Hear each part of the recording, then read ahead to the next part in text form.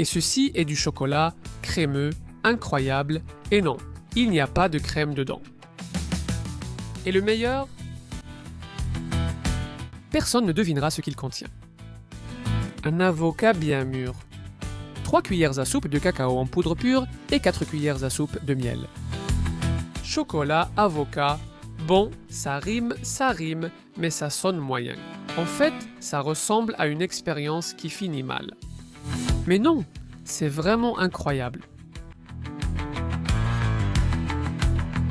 Je l'ai goûté la première fois, mais je ne sais plus qui me l'a dit.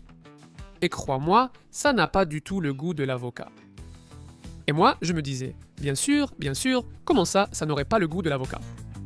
Mais c'était vrai, quand je l'ai goûté, j'ai dit... Et c'est là que réside le secret. Le degré de maturité de l'avocat doit être parfait. Il doit être parfaitement mûr.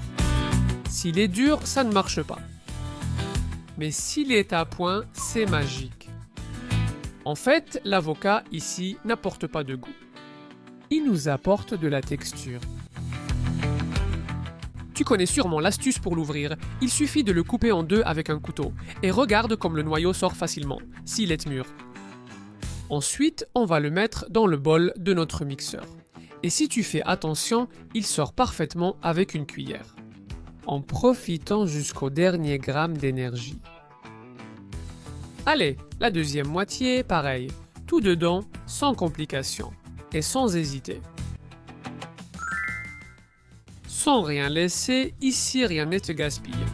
Et dans le même verre ou pichet de ton mixeur, sans salir d'autres ustensiles, on ajoute du cacao en poudre. Comme je te l'avais déjà dit, mon avocate, 3 cuillères à soupe de cacao.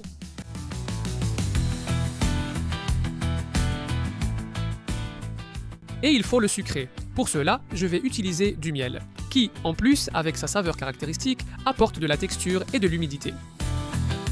Comme c'est très collant, je vais le faire très prudemment. Je place le petit pot à côté et je verse cuillère après cuillère. Un total de 4. L'astuce de tourner la cuillère quand le filet tombe est très efficace pour ne pas salir. Regarde. Et on passe à la dernière. Pour profiter jusqu'à la toute dernière goutte, comme toujours, une spatule de pâtisserie te sera d'une grande aide.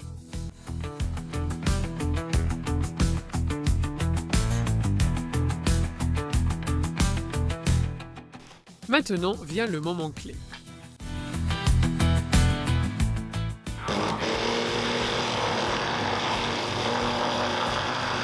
Le mixeur en action. On va y aller à fond en montant et en descendant, jusqu'à obtenir une texture totalement uniforme. On travaille bien pour qu'il ne reste pas de grumeaux. C'est très important.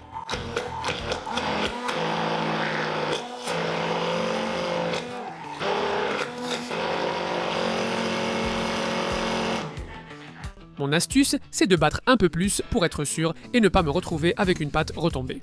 Oh! Comme je te l'ai dit tout à l'heure, ici on récupère jusqu'à la dernière goutte de saveur. Regarde bien ça.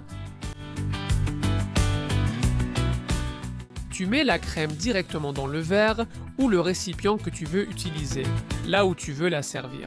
Et tu remarqueras que c'est tout simplement spectaculaire. Mais attends. Et pendant que je termine de préparer cette folie, je me dis qu'on pourrait aussi le faire avec quelques touches en plus.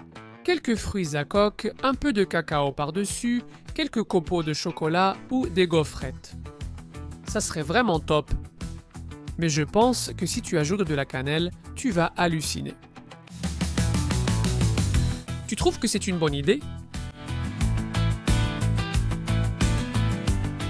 Et note bien, tu le gardes bien couvert au congélateur et tu te fais une glace légère, saine, impressionnante. Il suffit de le sortir quelques minutes avant de le consommer et ce sera parfait. Un petit passage au frais, au moins 15 minutes.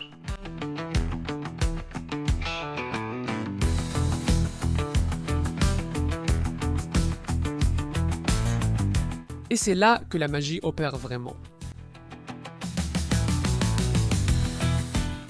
Et je ne peux plus attendre, alors il est temps de prendre ce dessert et d'y plonger la cuillère.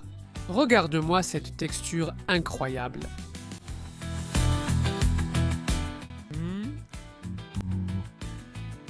Oh là là!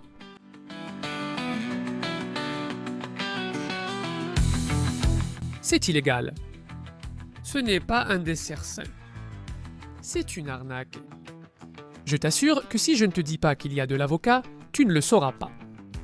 Avec des invités, varie la recette et ajoute des garnitures pour une touche finale magique. Biscuits, fruits secs, et toi, à quoi penses-tu?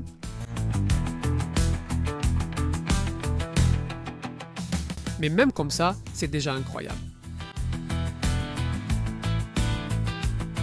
Je te demande maintenant, oserais-tu le préparer sans révéler les ingrédients à personne? Je te lis dans les commentaires.